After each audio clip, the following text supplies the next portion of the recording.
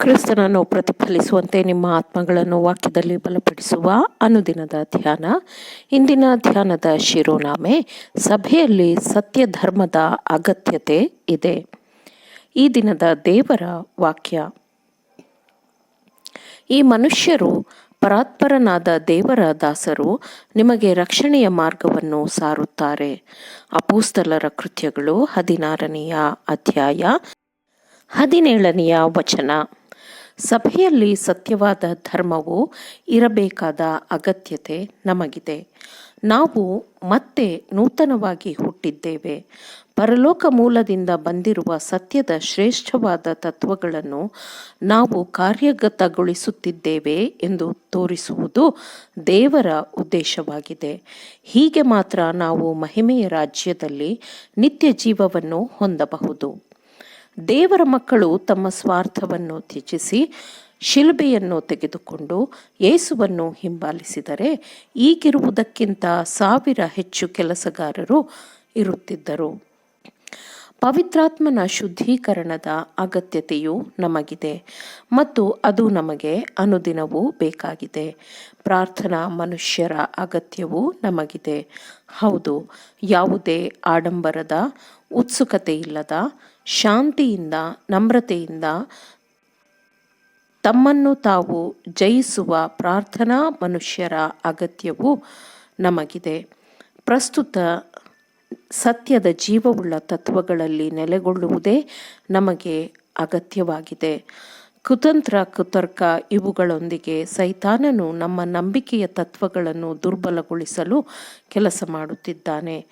ಕೆಲವು ಸ್ಥಳಗಳಲ್ಲಿ ಪೌಲಸೀಲರು ಬೋಧಿಸುತ್ತಿರುವಾಗ, ಈ ಮನುಷ್ಯರು ಪರಾತ್ಪರನಾದ ದೇವರ ದಾಸರು, ನಿಮಗೆ ರಕ್ಷಣೆಯ ಮಾರ್ಗವನ್ನು ಸಾರುತ್ತಾರೆ ಎಂದು ಕೂಗುತ್ತಿದ್ದ ಒಬ್ಬ ಮಹಿಳೆಯು ಅವರನ್ನು ಸಂಧಿಸಿದ ವಿಷಯವನ್ನು ನೀವು ನೆನಪು ಮಾಡಿಕೊಂಡಿರಾ?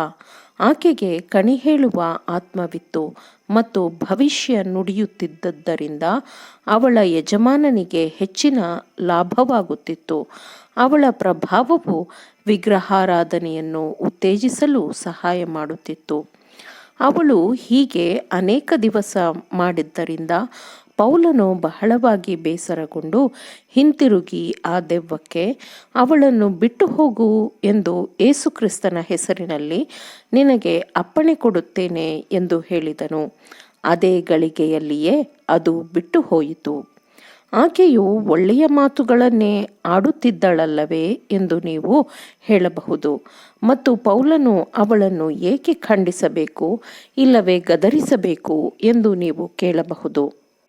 ದೇವರ ವಾಕ್ಯವನ್ನು ಸಾರುವವರು ಕಲಿಸಿದ ಸತ್ಯಗಳೊಂದಿಗೆ ತನ್ನ ಕುತಂತ್ರವನ್ನು ಬೆರೆಸುವ ಅಂಶದೊಂದಿಗೆ ಸೈತಾನನು ಅವಳ ಮೂಲಕ ಮಾತನಾಡುತ್ತಿದ್ದನು.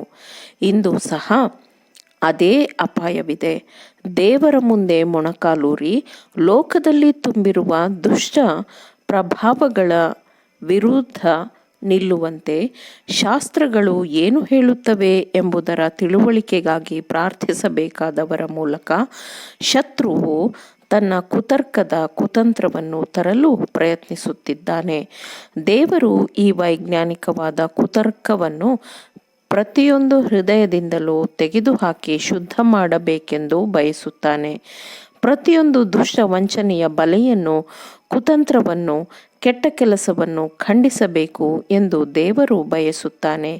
ಈ ರೀತಿಯ ದುಷ್ಟತನದ ಕುತಂತ್ರಗಳನ್ನು ನಾವು ಖಂಡಿಸದೆ ಹೋದರೆ ನಾವು ಪರಿಣಾಮಗಳನ್ನು ಎದುರಿಸಬೇಕಾಗುತ್ತದೆ.